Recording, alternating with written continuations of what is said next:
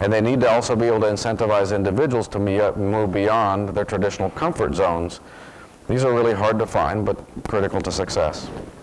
The next one is science managers. I put this up here, having been a science manager for a number of years in Washington, D.C. And I put this up there here because I just couldn't find the type of individuals around the university. So going back very quickly to this, imagine the work that it takes around a topic, just pick any topic, that it takes to get all the right people identified and now working together on a daily basis. Imagine the kind of individual that can wake up every morning and saying, my success depends on bringing these groups together and making sure that the proposals get written, that the meetings happen, that people understand each other, that papers are written and rewritten, etc. And these science managers they have background in one or more disciplines. They've chosen this career of coordinating individuals with diverse backgrounds and expertise to play roles in their specialized fields. That way, the economist can think and talk to the engineer, but the economist doesn't have to be an engineer, or the economist doesn't have to, or the engineer doesn't have to be spending his or her time out there trying to encourage the faculty to come together. These are science managers with a specific role and a specific expertise. Our science funding agencies have them. I worked in one of them, and we call them program managers. Universities tend not to employ these. First of all, it's difficult to add that component to a university. I think that universities generally don't recognize their value. They do when they have them, and they sure do value them, but not enough to hire them. Not enough to not hire another faculty member and spend the money hiring a program manager. And these individuals have this civil servants notion, this idea, they know that they're going to wake up every morning inside an organization where the reward for being in that organization is exactly the opposite of what they're doing. Because they are going to essentially be helping other people advance their careers at the expense of their own careers as defined by that institution. So it goes countercultural, but I think it's critically important to understand any organization. I certainly saw it in ours, and I am succeeding in hiring, but then they're hard to find. Guess why? Universities, my university said, okay, we'll hire some science managers and program managers. Guess what we did? We gave them titles that were administrative titles. And administrative titles in our university anyway are sort of subpar to the academic titles. And so, of course, then it's they're treated in a way that's unsatisfactory as they try and advance their careers. I mentioned partnerships. No one institution can do this alone. Purposeful partnership institutions have to have complementary missions. That can be identified by the work with these other institutions. These partnerships are of all types and forms. They range from faculty to faculty partnerships, all the way to actually institutions coming together and saying, you know what, if we work together, the mission and the work of a partnership that we define is of great value to all of us in this endeavor. And I showed you some of these partnerships here. These are partnerships that we have developed along those lines. Buy-in.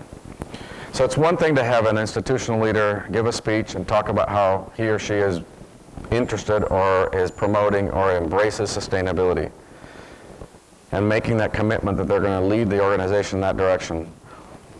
But unless you have the buy-in of the faculty and the students and the person running your energy plant, you won't go very far.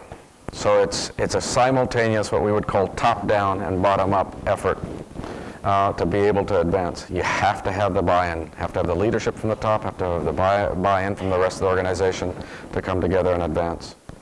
A really important one is this next word. It's kind of a squishy one in the academic world. It's called trust. Because we're pushing individuals beyond the limits of their comfort zone. Think about it. We're pushing individuals beyond their limits of comfort zones and capacities, both within and outside of the university. Not just inside, but both within and outside of the university. It's imperative that we undertake constant trust-building exercises. Above all, it takes time and constant nurturing for a number of reasons. It's just the way we operate as universities, we operate as individuals. In fact, our units compete with each other for attention, for resources.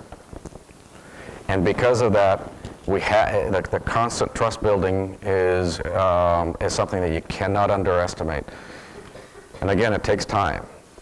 So you have the drive to move forward quickly, and recognizing that you just simply can't get 10 units of trust if you just work 10 times as hard during an hour or such. In fact, my old boss used to say, Jim, you have to understand that sometimes in what you are doing, trust is a critical ingredient for which there is no, time is a critical ingredient for which there is no substitute. You have to understand that if you're doing something, sometimes some things just take time. There's no substitute. In fact, it takes 9 months to make a baby. You can't get 9 couples together and make a baby in 1 month. So, funding. I guess that doesn't go over very well in Spanish.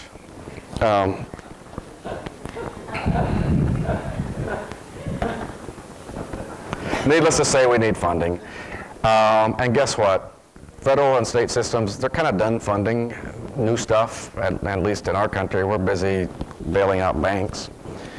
And so we have to find new and interesting sources of funding. And we have found, and this will be interesting to you, we have found that there's a great deal of wealth in the private sector, we call it philanthropy, that is willing to invest in these areas. People want to know that they're investing in an institution that is laying the groundwork through knowledge for purposeful and thoughtful solutions to some of these grand challenges, and they want to invest some of their resources. We've managed to raise up until now $35 million, but from 2 particular donors, and we're not done, of course, because it requires a lot of money. But it's an important thing to remember if you're a university administrator. Don't forget that this is kind of, it sells itself. So now I'm going to go over some of the challenges. I'm almost done here. So here's some of the challenges, and I've touched on a few of them, but I'm going to go ahead and reiterate them. So across the board, I would say the biggest challenge has to do with changing the culture of the university, for one that focuses on the individual and rewards individual achievement. In fact, you see it every day. It's defined as single authorship in technical journals, individual memberships in scientific societies, individual serving on PIs on grants, etc.